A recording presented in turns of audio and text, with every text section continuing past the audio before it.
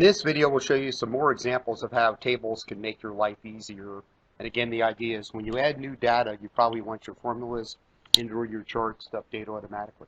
So our worksheet will be workbook will be more tables tab, and we'll show you 3 examples to further enhance your understanding of tables. So the first example, we've got a bunch of people and we've got their salary. And we'd like to type in their name from a drop-down box and get their salary.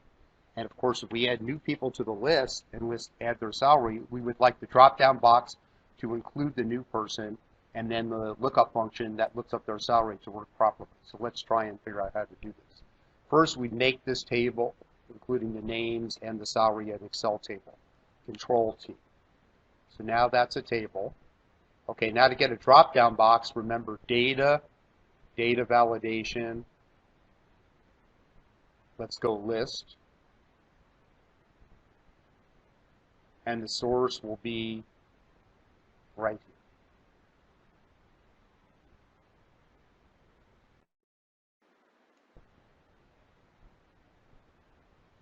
Sorry, the source would be the names.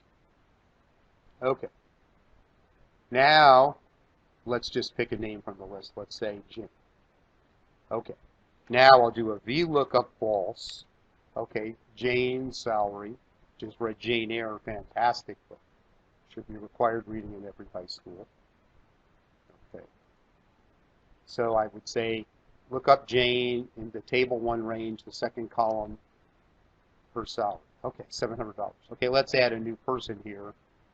Let's say we add Charlotte for Charlotte Bronte. Well, let's say Tolstoy. Still trying to make it through War and Peace. It's on my bucket list. I can't do it. The names confuse me. So if I would say $650 there, I can find Tolstoy there, and the formula works. So you can see that's so simple. I mean, if you've got a lot of lookup tables and you're going to add entries to your table range, and you want to do a drop-down box to facilitate pulling data from those lookup tables, the table feature makes it really much easier to do. Okay, excuse me. Next example is NBA data for the 2014 season from basketballreference.com. So I have every player's stats. Okay, now it looks like these are in the wrong columns here. Like the age column should be 1 column over.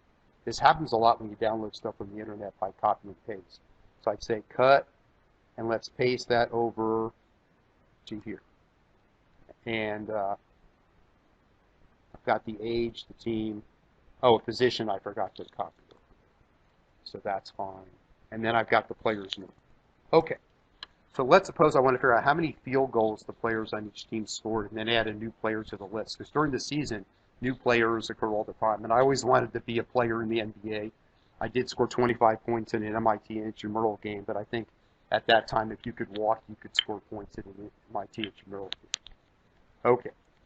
So now I would select this here data, Control-T, and make it a table. All right.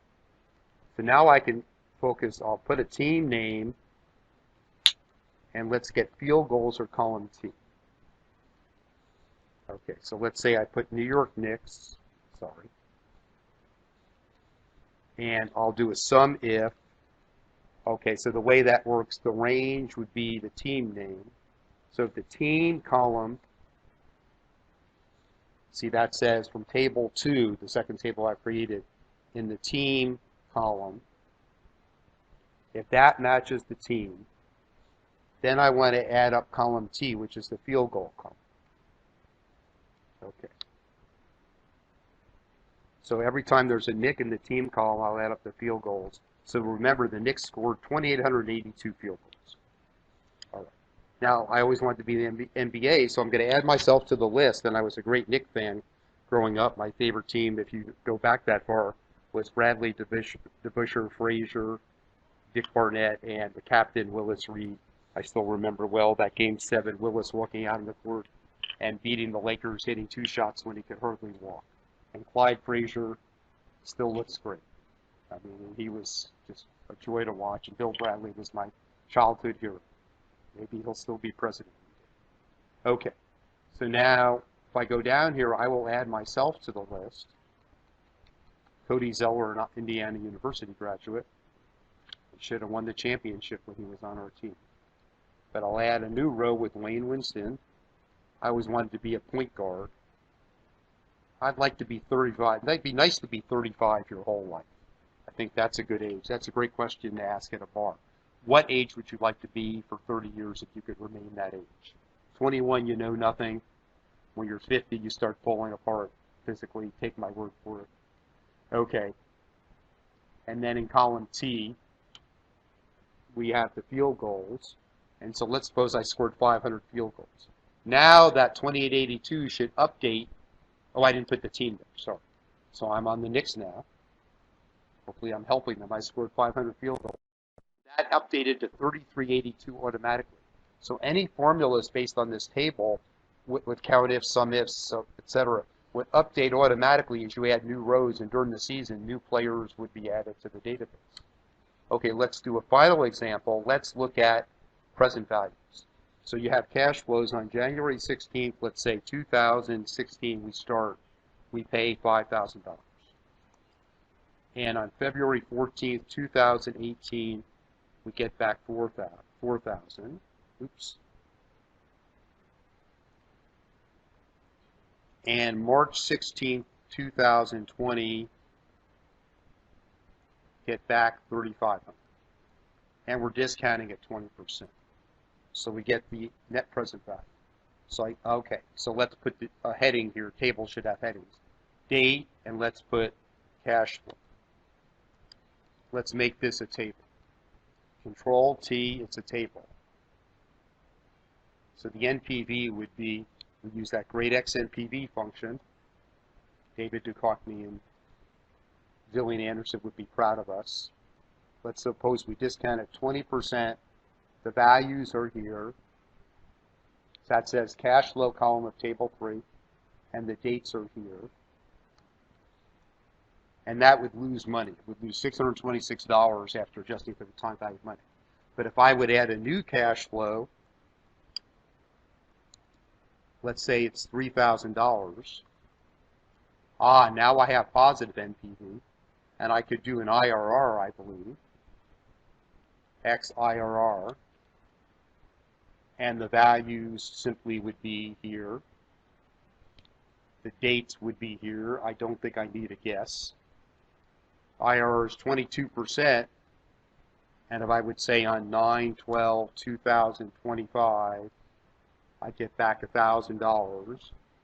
See everything up, let's say 2,500. The IRR goes up to 24%. So you can see if you're going to add new cash flows to your data, the XNPV and XIRR functions would update automatically. So in summary, if you think you're going to be adding rows to your data, and you're going to be creating lots of formulas based on your data or lots of charts based on your data, you should really consider the table feature. I mean, it'll make all your formulas and graphs update automatically, making your life so much easier. I don't think you can really imagine how much easier your life at work will be if you use the table feature. Until you use the table feature, I mean, you'll be amazed what it can do for you if you give it a shot. So I hope you will. In our next set of videos, we'll look at probably the most used method to summarize data in the world, Excel pivot tables. And it takes a long time to go through pivot tables, so we have lots of videos on pivot tables, so you'll see those next. Okay, so thanks for watching, and there's a free course, a free 21-day course from Dr. Winston, and all of these videos are coming from one of 3 books. So first, this one, which you can see here at the top of the screen, Microsoft's book, which has 355 reviews, and then it's, let's see, 4.6 stars. It's coming from this book as well, his marketing analytics book, which is down here, and you can sort of see 4.5, or his newest book, his analytics stories book, which is here. And with that one, you can see it's 4 point something, or maybe even 5. I don't think it's 5. Yeah, 4.8. And so, yeah, anyways, in the description, there's a free 21-day course from Dr. Winston, or you can go to excelwithwayne.com/free, and it'll be there. But again, thanks for watching, and if you have any questions, just please let us know. Thanks.